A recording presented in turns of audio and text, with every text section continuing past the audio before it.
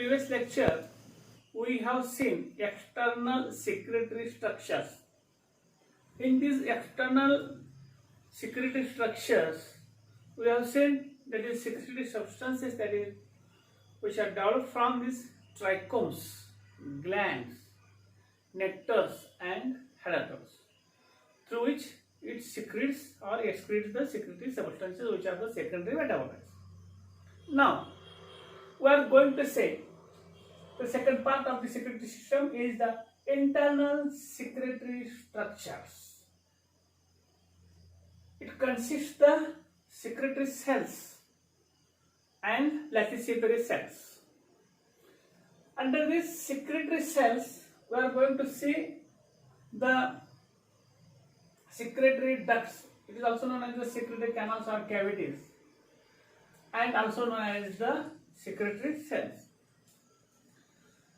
In the external secretory substances, these are developed secretory substances on the external surface of the organ of the plant. These are the secretory substances which are developed inner part of the stem, leaf, flower, fruits. Means these are developed in the epidermis or parenchymatous tissue in the form of the mucilage, essential oils, crystals, tannins, resins, gums. Means different types of the oils which are produced, resins which are produced inside the organ of the plant body. Here we are going to see first, that is the resin ducts, canals or cavities. They are also known as the oil ducts or canal or the cavity. If these are the developed resin ducts, these are the developed in the stem tissue. Section of the stem is taken, and in this section the cortical region consists the specialized cells, and these specialized cells, these are the having the rounded structures somewhat larger than this parenchymatous tissue. That is specialized cells, which are the epithelial cells, and in these epithelial cells the resin is stored. It is common in dicot plants. It is more common in pinus. Pinus, which is resin, sugary, crystalline, whitish. The structure substances are released through the stem, that is the resin ducts. They are known as the duct, canal or cavity. Oil ducts, oil bearing plants, usually oil or essential oils.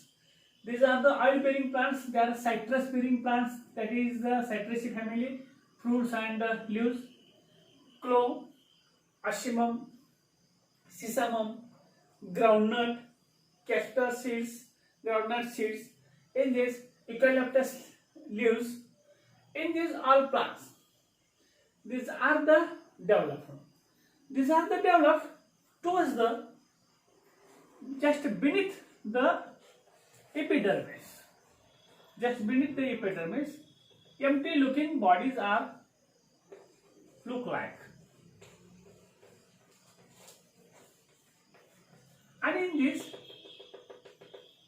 these are the covered by means of the two layer epithelial cells, and these epithelial cells consist the volatile oil.